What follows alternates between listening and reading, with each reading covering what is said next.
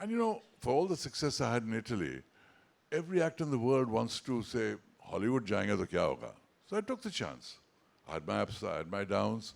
It wasn't always the easiest thing because they weren't writing roles for Indians. Now, that also is part of the challenges that an actor faces.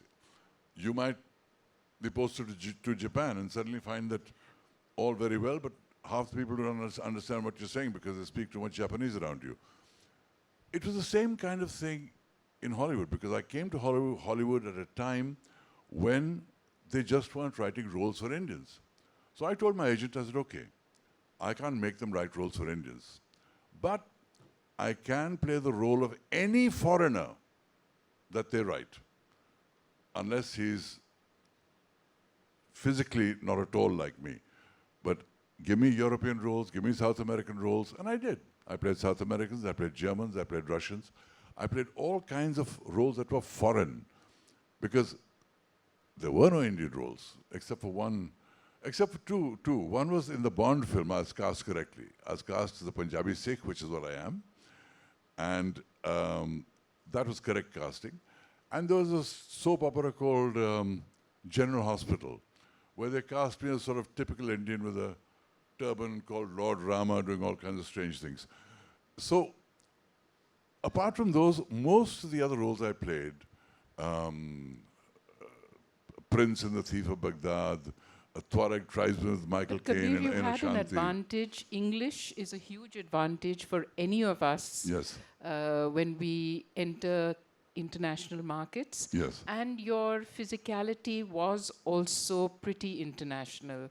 Yes, that's true. But when I did the series that made me a huge success in Italy, my great good fortune was that they agreed to shoot the series in English because it was a co-production between Japan, France, and Germany, and the only language they could agree on was English because they all had facilities for dubbing films from English into their languages, but not each other's languages. So I lucked out that I was able to shoot the series in English, which they then dubbed into Italian.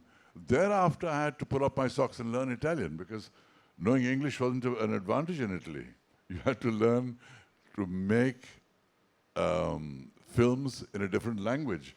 So it's a question really of seeing what your strengths are, reinventing yourself in every way possible, and it's all a question of branding.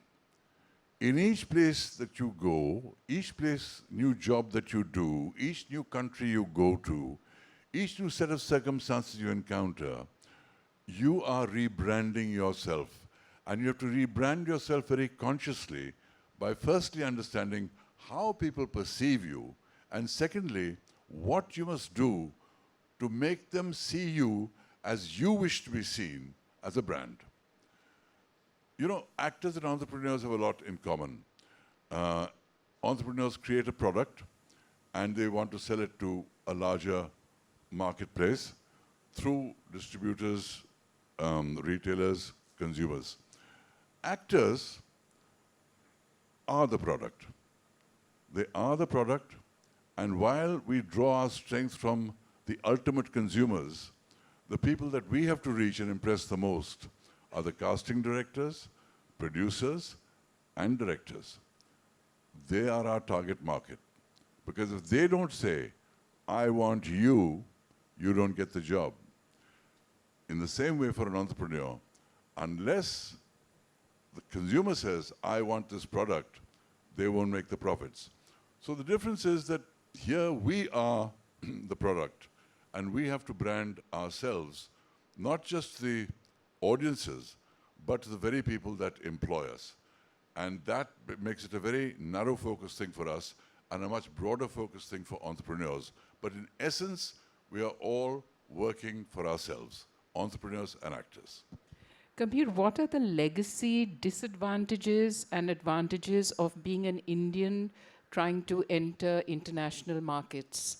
We have some advantages, we have some disadvantages. What in your opinion, are they?